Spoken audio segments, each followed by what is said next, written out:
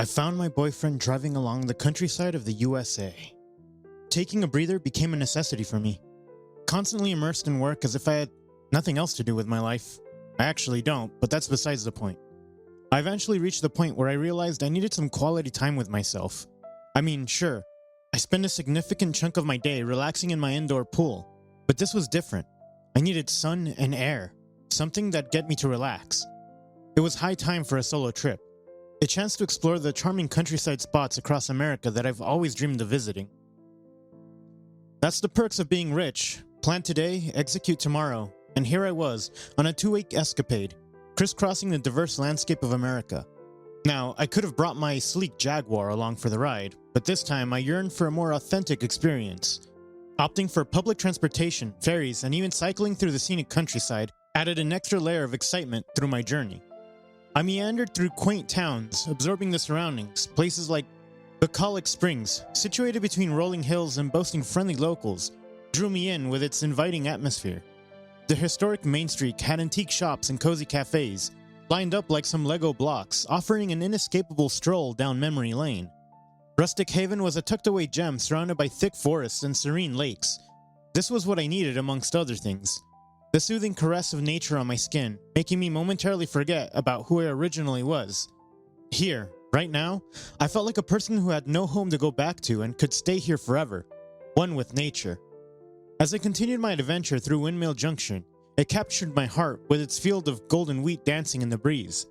The air was filled with the sweet scent of wildflowers, creating a sensory symphony that left a lasting impression on my soul. I'd come to America a lot of times, but I didn't know the exact date. Visiting this country ever since I was born hasn't made a difference now, but I've never seen this part of the country, the rural, peaceful, and original place. No pollution, no traffic, or hustling and bustling of the people. The land here seems quiet and welcoming, hypnotizing me into not leaving. I was scared I might end up listening to it. This solo last-minute trip was worth it. I needed it. The urge to leave my life behind and rediscover myself here was strong. Is this how people living here feel? Were they born and raised here, or were they once like me, living in the city, turning their hair white? My final destination on this trip was Cape May, and I deliberately saved it for last before sadly heading back to New York, where I've established a life for myself. Returning to the routine, the familiar scenes of the city that I call home are marked by both solitude and a lingering sense of melancholy. I might sound selfish, but the visit to Cape May made me realize I needed to settle down now. I had everything a person could have, except for spending it with one and someone. If it only were that easy. Even with everything provided to me with a snap of my finger, it always felt like something was missing. A sense of belonging, perhaps. I'm the kind of man who actively seeks a lifelong companion, someone willing to put in the effort, in a world where many give up too easily. Superficial relationships aren't my cup of tea. What I long for is depth. Will I ever find love? I've got everything else a man needs in this world. Wealth, the sole heir to my family's tech business, and parents who cherish me deeply. Yet this inexplicable emptiness creeps in at times, leading me to question whether love was in the cards for me. I decided to run and spend an entire day immersing myself in the charm of Cape May, exploring the city on foot and marveling at its summer splendor. The streets were bustling with tourists from every corner of the globe, from morning until afternoon. I leisurely strolled along the beach, engaging in a delightful conversation with fellow travelers, including a friendly group from the United Kingdom. My phone rang a few times, letting me know what my real life was, but I'd worry about that later. A newfound acquaintance named David recommended a bar located nearby. Eager to experience the best Cape May had to offer, I headed back to my hotel after the beach, took a cold shower, and got ready for the evening ahead. My favorite Tom Ford perfume added a touch of allure just in case I encountered someone captivating at the bar. I chose a sharp black shirt paired with beige pants, my hair slicked back with a hint of hair wax, and discreetly carried a pack of condoms in my pocket, just in case. Hailing a taxi, I arrived promptly at the Rust Nail. Like moth to a flame, cozy warmth of the bar beckoned both locals and visitors. The dim lighting cast a golden glow on the weathered wood and exposed bricks, giving the place a rustic charm that felt like warm embrace. I parked my bum on a seat I found. The bartenders moved with effortless rhythm, serving up drinks and engaging in casual conversations with patrons, handing me my ordered drinks as well. Later in the night, whispers circulated about a bonfire.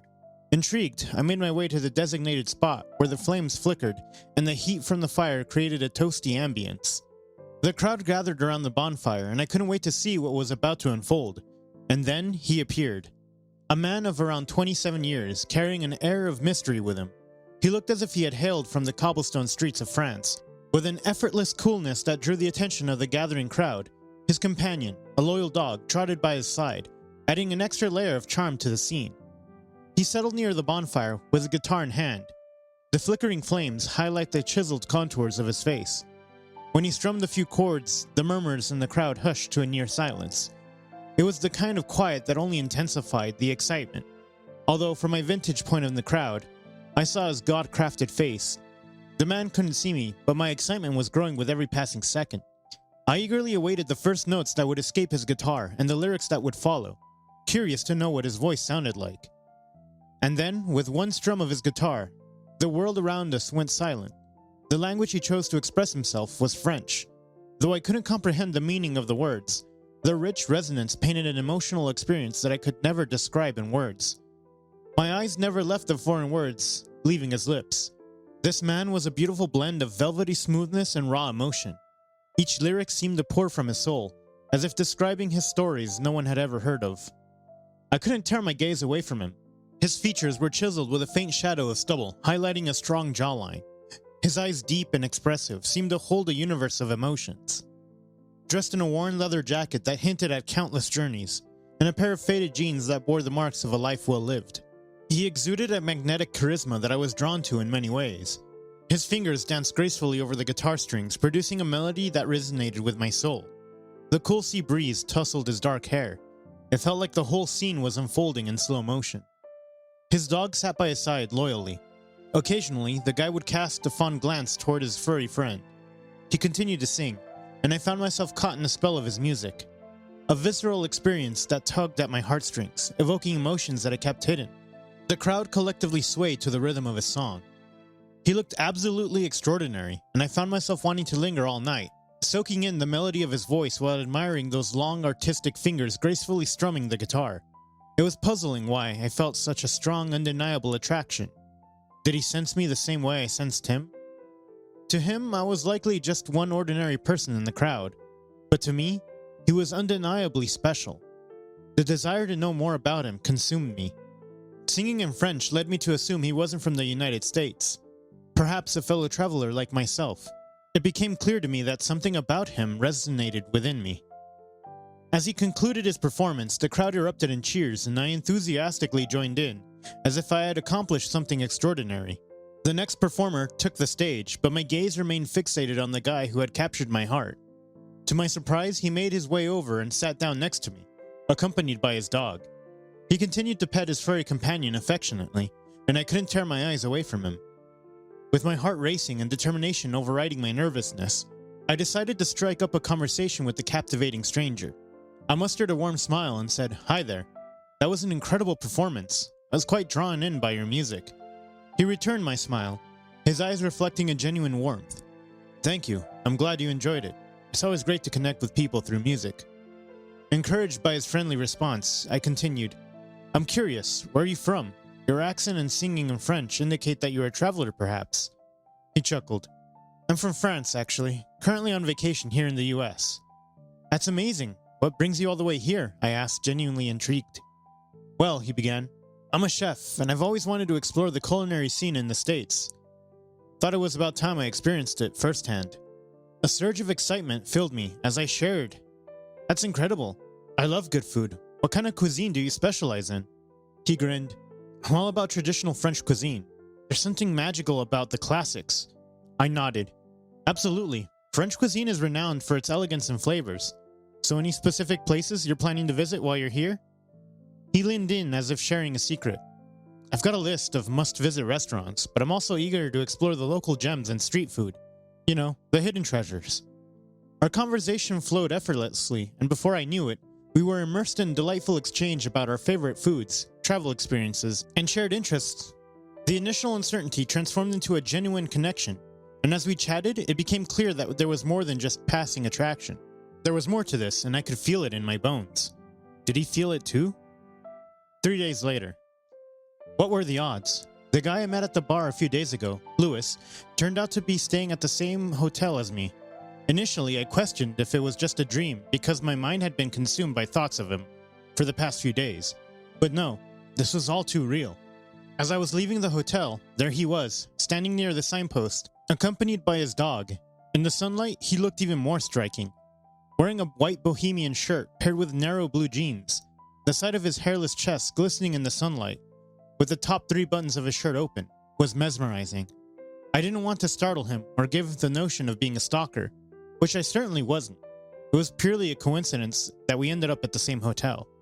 I approached him cautiously, and when he turned towards me, to my surprise, he seemed just as happy to see me as I was to see him. He mentioned he was headed to an exquisite restaurant and invited me to join him.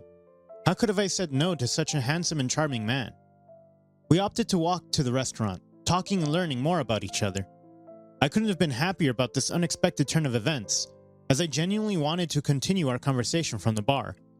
Lewis opened up about himself, sharing bits about his family, including his younger sister and his parents.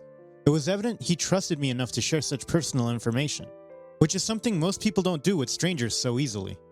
He spoke passionately about his journey to becoming a chef, recounting how his interest in culinary arts developed.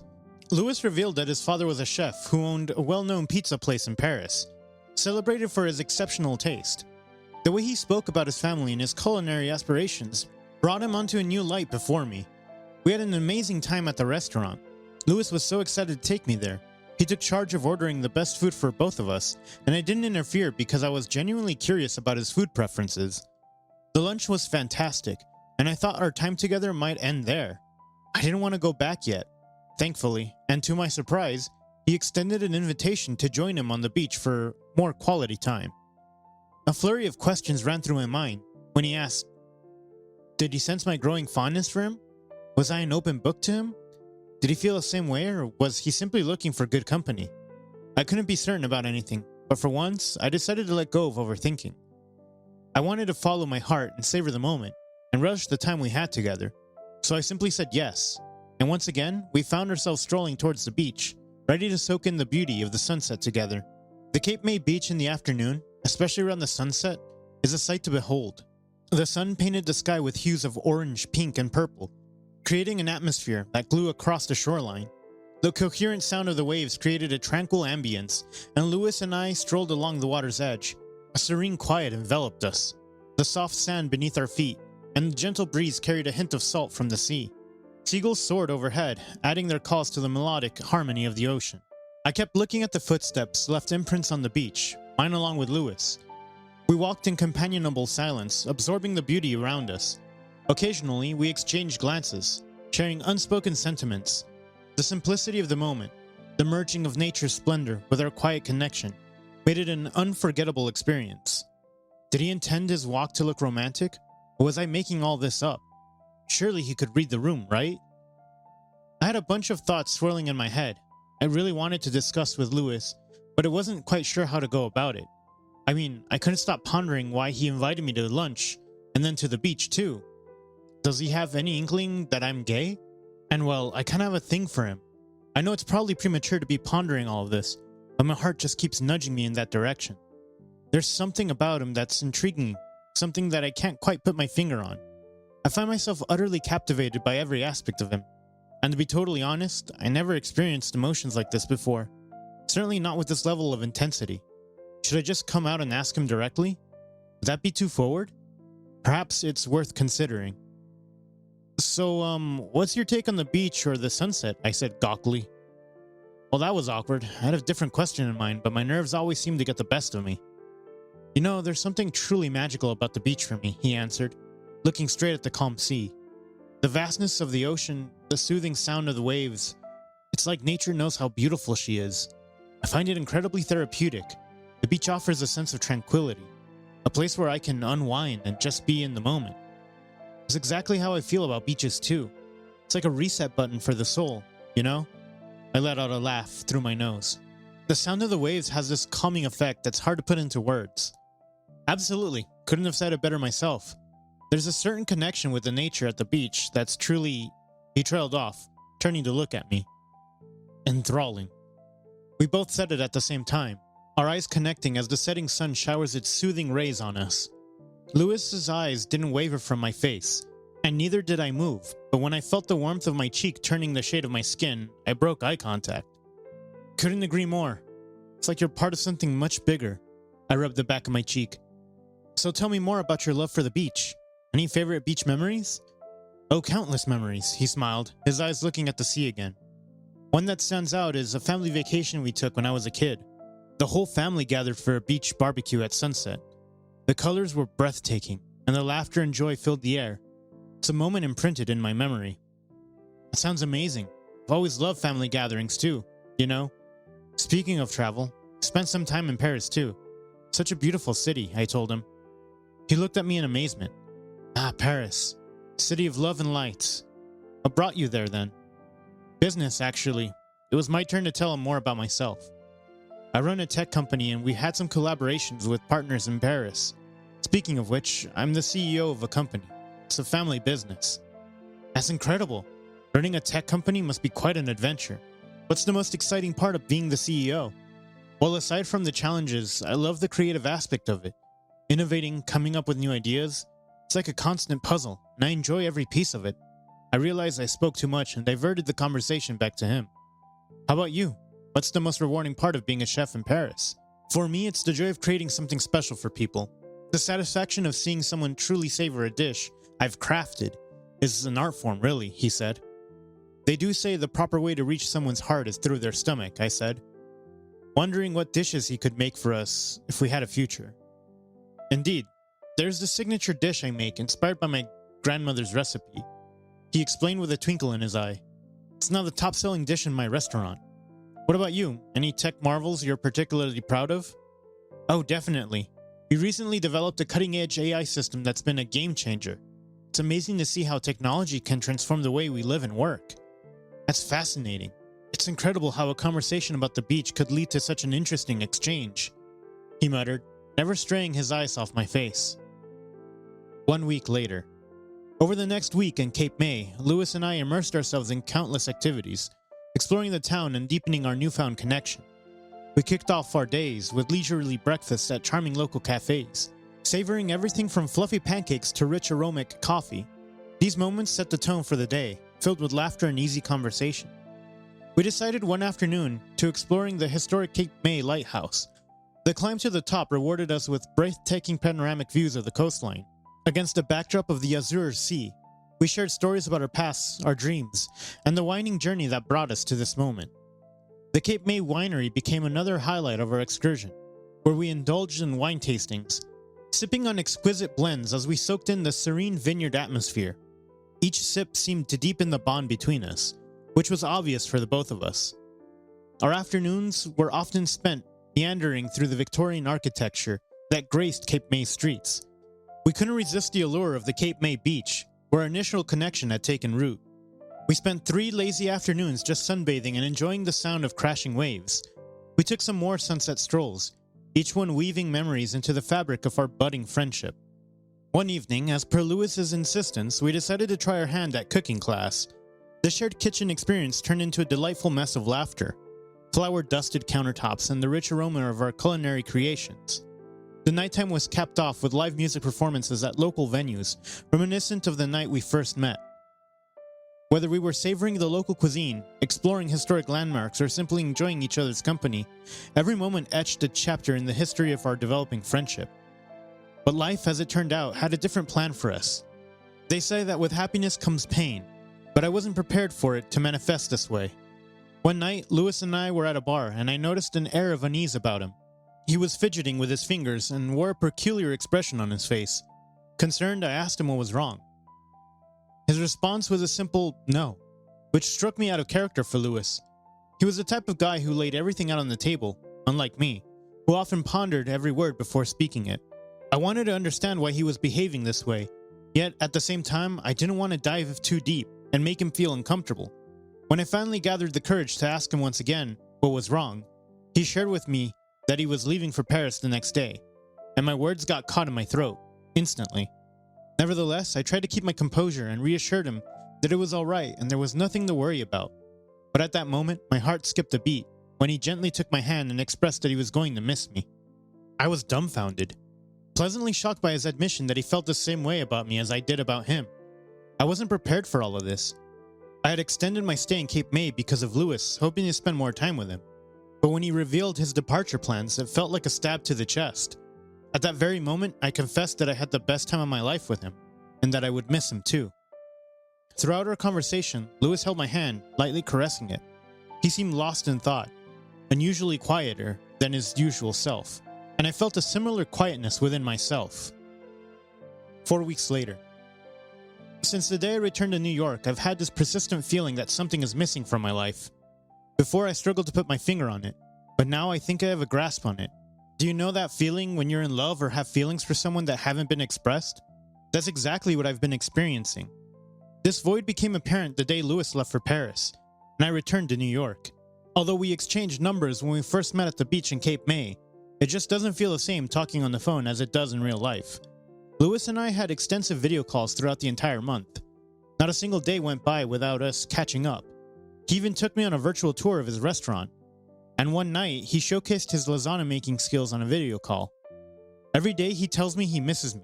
It's challenging for him to make the trip back to America due to financial constraints. On the flip side, I've been eagerly awaiting the chance to see him again. He's the one man in this world who understands me better than I understand myself. Yes, it's true, being around him is a blast. His sense of humor keeps me going, and those daily jokes he sends me to brighten up my days. My intuition had been nudging me to take a leap of faith and dig deeper into this relationship. I brushed it aside for a few days, but eventually, I made up my mind and took a leap. Guess what? I landed in Paris an hour later. I didn't inform Lewis about any of this, and I'm eager to witness the look on his face when he sees me walking into his restaurant. After landing in Paris, I hopped onto a cab, and with his restaurant's name etched in my memory, I was heading straight there. When I stepped into the restaurant, my immediate instinct led me straight to the kitchen. Lewis had given me a virtual tour of this place through video calls. Every single detail was etched in my memory. The bustling kitchen atmosphere felt strangely familiar. As soon as I entered, I caught Lewis's gaze. The initial disbelief of his face slowly transformed into a mix of shock and joy. It was obvious he couldn't quite believe I was standing right there in his restaurant. The look on his face was priceless. A moment of pure surprise and a hint of denial that I had actually made a spontaneous decision to be there with him in Paris. The wide-eyed expression on Lewis's face mirrored my excitement and the successful surprise. I couldn't help but smile at the genuine astonishment in his eyes. "What the actual heck, Arthur? Are you for real?" Lewis exclaimed, walking toward me with his hands covered in flour. "How do you like my surprise? Like it?" I asked, a grin spreading across my face. "Like it? I absolutely love it," Lewis responded, coming in for a tight hug. I froze on the spot. It was the first time Lewis had ever hugged me, and it felt surreal. The way he embraced me so closely washed away all the worry that I had lingered in my heart for the past month. Slowly, I brought my arms up and wrapped them around his back, squeezing him closer to me. "I missed you," Lewis exclaimed in excitement as he took a step back to look at my face. "Not more than me, I guess," I chuckled, appreciating the joy and warmth that filled the air between us. Lewis grinned, his eyes still reflecting the disbelief and joy of my unexpected arrival. "I can't believe you're really here. How did you manage to keep this under wraps?" he asked, his hands still lightly resting on my shoulders. "Well, a little spontaneity and a surprise flight to Paris did the trick," I replied, unable to contain my excitement. He chuckled. "You have no idea how much I needed this surprise. It's been a crazy month without you." "I needed it too. Video calls just don't cut it," I admitted, feeling grateful for the warmth of his presence. "You've caught me in the middle of making a mess here, flour and all," Lewis' smile widened, and he gestured toward me. "I think I got some on you from the hug." "It's cool," I said, glancing around the kitchen. "Mind if I join the chaos?" "Absolutely not. The more the merrier," Lewis responded with enthusiasm. As we both dove into the storm inside the kitchen, laughter and chatter filled the air. The surprise was worth it, because the joy of being together again overshadowed all of my previous worries. Lewis and I worked side by side, sharing stories and creating memories that would linger long after the surprise flight to Paris. The end. Do you think Arthur and Lewis's relationship will grow into something more? Let us know in the comments below. Thanks for watching. Consider subscribing to become part of our Rainbow Force and stay wholesome.